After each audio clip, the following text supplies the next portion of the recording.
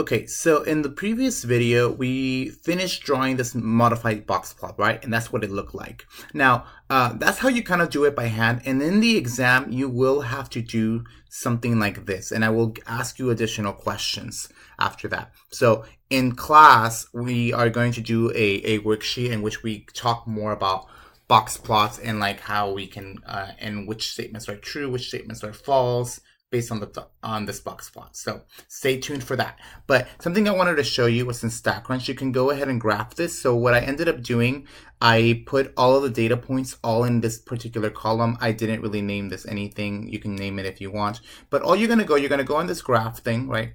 Click on the graph tab, and then you're going to click on box plot, right? So once I click that, if I go ahead and just click that column, right, because that's where all my numbers are at, and I press compute, right, what I'm going to get is nothing like what I had, right? And the reason why is because this is just a regular box plot, right? It doesn't go ahead and give me that 1.5 times IQR thing, right? It doesn't give me anything like that. So this is not the box plot that we want, right? So we want the modified one. So I want the one with outliers. So I'm going to go ahead and edit, and I'm going to click use fences to identify the outliers. So I'm going to go ahead and click on that. I'm going to press compute. Okay, and what I get is just this. Now, note that our box plot, if you go back, right, our box plot actually was, oh, sorry. Our box plot was horizontal, right? But sometimes you have to be able to read the box plot vertically. So if you kind of just tilt your head towards the left, right, you can kind of see that it's actually the box plot that we had. And every outlier is denoted by a dot. So that's basically what it looks like. So that's just another FYI moment if you want to go ahead and practice with doing box plots by hand, and then also letting StatCrunch do it for you. Okay, now the last thing that I'm going to do, which is the last measure that we're going to talk about in this class, right? And that's what's called, okay, if I can go ahead and get the cursor to work. Oops. Okay. Technology wins again. Okay. The last thing is what we call z-scores. Okay, I got tired of the color red. What do you guys want? You know, I'm talking to myself right now, so it's kind of weird. All right, so I'm going to choose blue. I think you guys want blue. Okay, so z-scores. So what are z-scores? Z-score is just a number of standard deviations a data point is above or below the mean. Okay, so basically, when I calculate a z-score, this is basically what it's doing. Okay, and I'm going to go ahead and write two different formulas, but they're basically the same thing.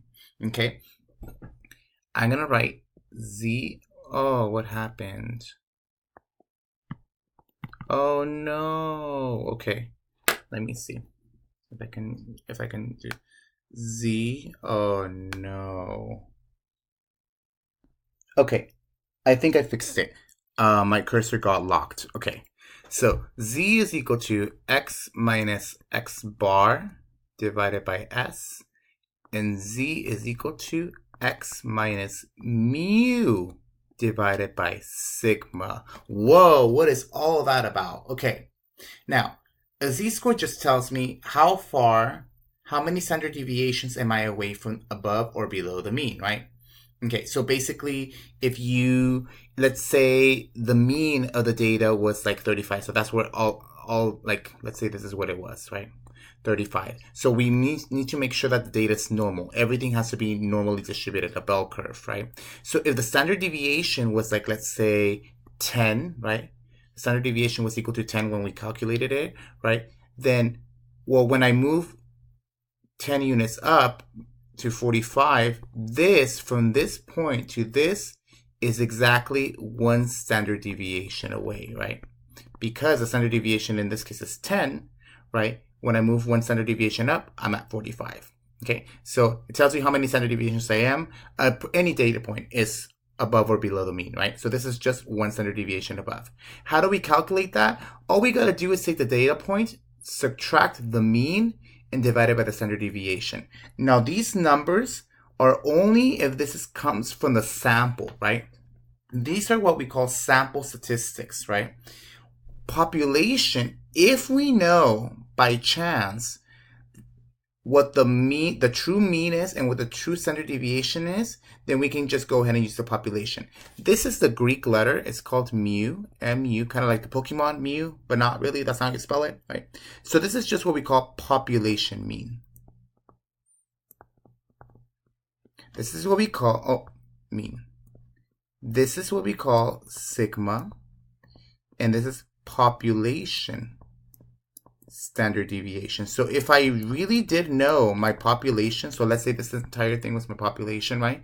If I knew what it all was, I can add all of them together and divide by the total. That will be mu.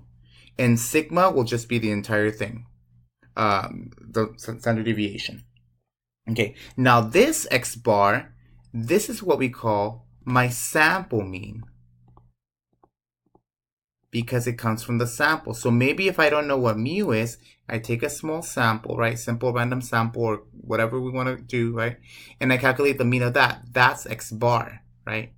This little s is what we call sample standard deviation. So there's two of them, right? There's two of them.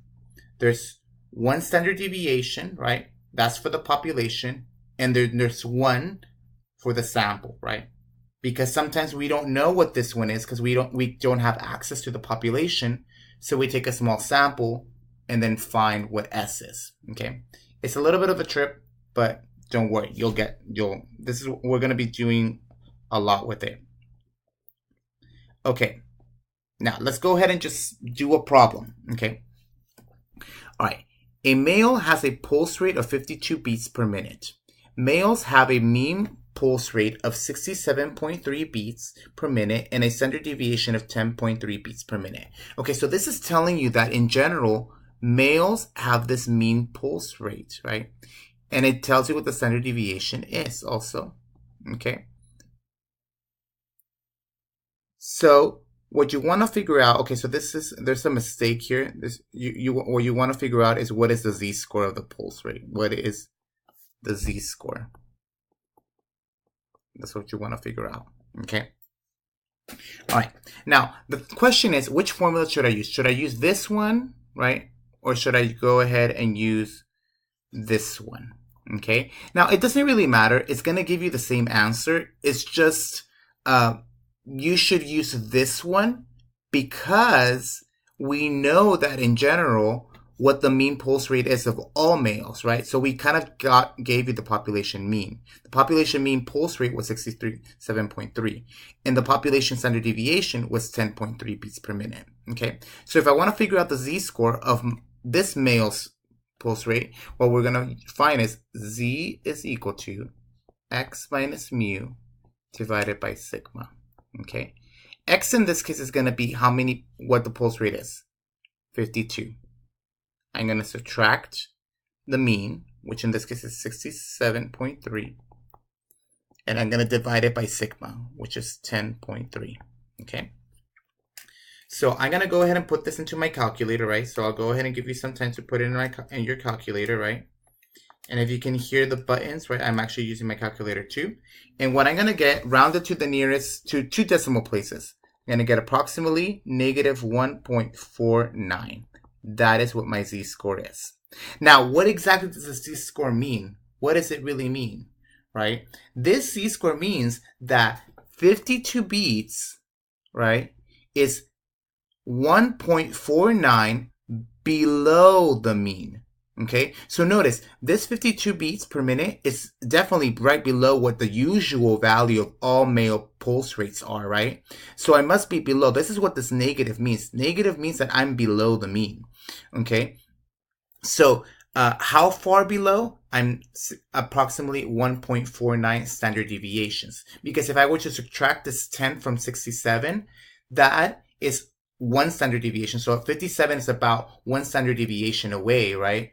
And then a little more. And that a little more is a 0.49. That's basically what the z-score means. Now, is it unusual? Okay. Now, this is a really hard thing to really kind of try to figure out, right? But basically, unusual means, right, a data point itself is unusual if it lies away from 2 standard deviations, okay? So in other words, unusual values will be if the z-score, let me write it this way. Let me erase it.